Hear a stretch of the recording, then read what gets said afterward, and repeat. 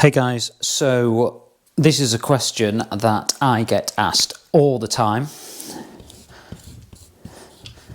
Knife sharpening.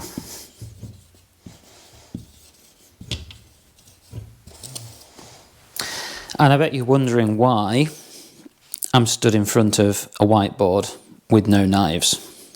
Well, I think it's really important to actually understand what you're trying to achieve, because although making a hoof knife shiny on a buffing wheel helps it glide through the hoof, if the metrics of the blade are wrong, you haven't got a hope in hell. So let's just do a couple of doodles and I'll kind of try and explain this, and then I'll show you how I make my hoof knives like this basically. So most hoof knives I've seen on the lower end of the price scale, let's say, look sort of like this. You have, okay, let's get another pen. For some reason that's stopped working. You have quite a symmetrical point at the top, and then the blade sort of comes around like this. Just to put this into perspective, this is a sagittal section of the hoof knife, of the blade, should I say, before anyone gets confused as to what I'm trying to draw. That's not a sword from the medieval period. So these points here are going to create drag, and that is not what you want. When you're trying to glide through a hoof, it needs to glide through smoothly. So that's the back of the knife, and that's the front. Let's just call it back and front to make things easier to understand. Now, with a loop knife, it's not quite as easy, but with a straight blade, it's really easy to see this. Now, what we are ideally looking for is sort of straight along the back, and then the front wants to sort of curve round. I mean, this is very dramatised because you wouldn't want to thin it out that much, but this is what we're kind of trying to achieve. When you've got this, you've got these edges here. Let's rub those out. And what happens is, on those shoulders, the knife does catch in the hoof. So actually what you end up is like, it doesn't really glide through. Whereas with this concept here, where you've sort of got a more gradual slope, which is not the shoulder, which is here, and then you've got a slightly rounded back, that's going to glide through the hoof a lot nicer. So, two simple diagrams. This is not what you want. That's what you want. Let's go to the tools and I'll show you how I achieve this. Just check that's recording.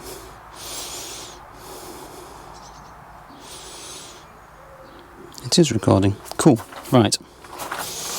So, as I already showed you, what we need to do now, get that out of the way, move that out of the way.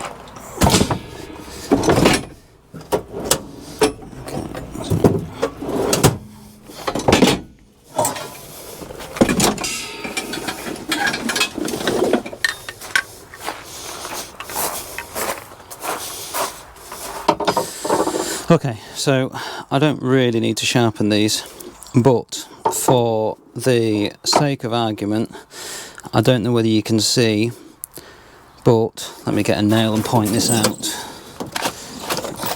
because this is what happens. So you see that edge is starting to get a bit of a shoulder on, and that's exactly what you don't want. That one is too. You see it's sort of like round. What we want is that area there to be sort of concaved, and it's starting to become a bit convex, and that's purely from me just using the buffing wheel to sharpen it. The back, that's okay. That doesn't matter. You can have a little bit of a shoulder on the back. That's not going to cause as much problems, although I do want to just take that back. With the loop knife, you can sort of see it's a bit better. I do have that concaved area there. So let's show you the first thing I do. I use my Dremel, and what I've done is, as you can see, that's coned, so it wasn't always like that, and I will show you how to ensure that that stays coned.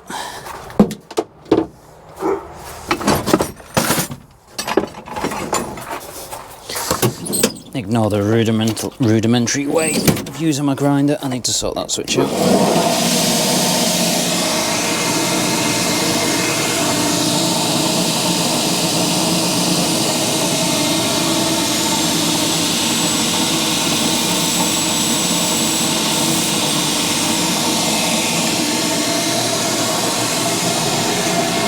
So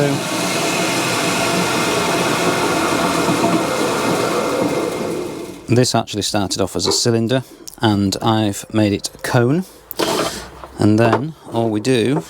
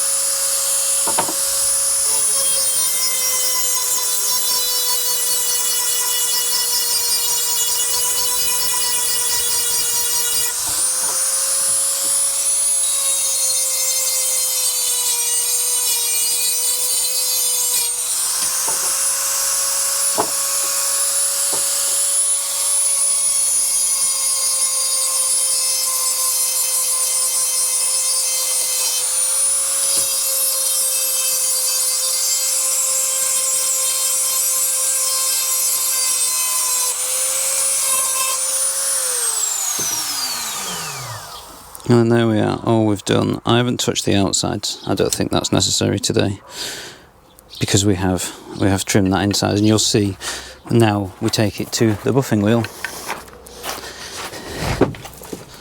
So now I've got this wheel here set up, and we're going to use that to take the rough edges off.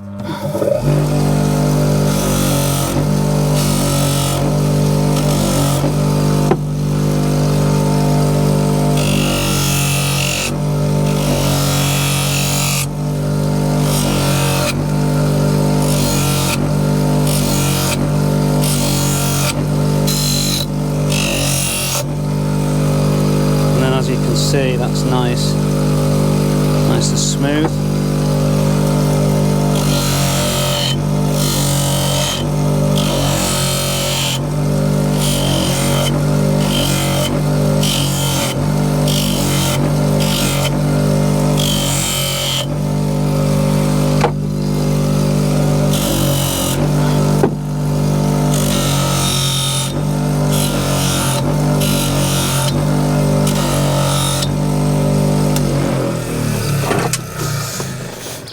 And then, as you can see, that's then made those lovely and smooth and shiny. So that's not going to catch on the hoof at all, and that should glide through quite nicely now.